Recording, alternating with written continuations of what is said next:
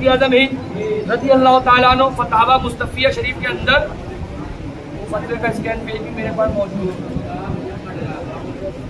فرماتے ہیں قوالی کے تعلق سے حضور مفتی اعظم ہند سے سوال ہوا، قوالی کے تعلق سے حضور مفتی اعظم ہند سے سوال ہوا.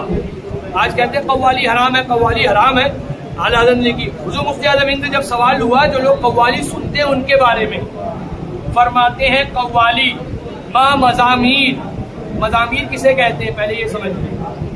قوالی مزامیر کے ساتھ، قوالی ما کا معنی ہوتا ہے عربی کے اندر ساتھ، قوالی ما مزامیر یعنی قوالی مزامیر کے ساتھ. مزامیر کسے کہتے ہیں؟ ڈھول، تاشا، طبلہ، ادرک، لہسن، پودینہ، جو بھی قوالی کے پیچھے وہ بج رہا ہوتا ہے آپ لوگ جانتے ہیں اس کو کہتے ہیں مزامیر. فرمانا قوالی ما مزامیر ہمارے نزدیک ضرور حرام اور ناجائز ہے. اب آگے سنیے، آگے جو فرمایا، اور سجدہ تعظیمی بھی ایسا ہی ہے. ان دونوں مسئلوں میں بعض صاحبوں نے اختلاف کیا ہے، اگرچہ وہ لائق التفات نہیں مگر اس نے ان مبتلاؤں کو حکم فسق سے بچا دیا. یعنی مفتی اعظم ہند سرکار رضی اللہ تعالیٰ نے یہ جو فرمایا نا مگر اس نے، یعنی کس نے؟ یہ جو اختلاف ہو گیا علماء کے درمیان قوالی ما مزامیر سننے کی وجہ سے جو اختلاف ہوا، بعض نے جائز کہا، بعض نے ناجائز کہا.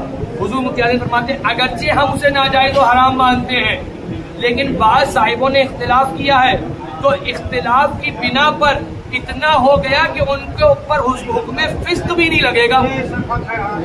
حرام ناجائز تو دور کی بات ہے، فسق بھی نہیں لگے گا، گمراہ تو دور کی بات ہے، فاسق بھی نہیں کہیں گے. داڑھی منڈانے والا فاسق ہے، جھوٹ بولنے والا فاسق ہے، اور دیگر غلط کام کرنے والا فاسق ہے.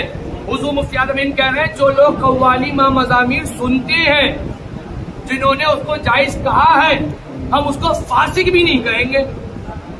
لوگ مفتی اعظم ہند سے پوچھو نا کہ کیوں انہوں نے ایک حرام کام کرنے والے کو فاسق نہیں کہا؟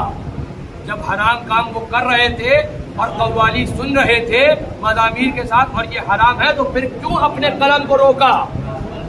بات یہ ہے کہ جب آؤ گے تاریخ کو پڑھو گے تو بڑے بڑے اکابر کو پاؤ گے، بڑے بڑے مشائخ چشت کو پاؤ گے. یہی تو ہم کہتے ہیں کہ ہمارے نزدیک کوئی چیز جائز ہے ناجائز ہے وہ الگ پہلو. ہم نہیں کہتے کہ قوالی جائز ہے، لیکن ہم یہ کہتے ہیں کہ ساری شدت قوالی پہ ہی کیوں ہے، ساری شدت ڈھول پہ ہی کیوں ہے؟ جہاں شدت ہونی چاہیے تھی وہاں بھکا بک بریانی ہے، جہاں شدت ہونا چاہیے تھی وہاں قورمہ روٹی ہے، جہاں شدت نہیں ہونا چاہیے تھی وہیں ساری شدت ہے. ہمارا غریب سنی وہی تعزیہ دار ہوگا، وہی یاد امام علی مقام منانے والا ہوگا، وہی قوالی سننے والا ہوگا، بیچارہ چندہ کرے گا، آپس میں جوڑے گا، پولیس پہ پرمیشن لے گا، محنت کرے گا، جلسہ کرے گا، پروگرام سجائے گا، اسٹیج لگائے گا، اسی کا رد اسی کے پروگرام میں اسی کی محنت میں ہوگا.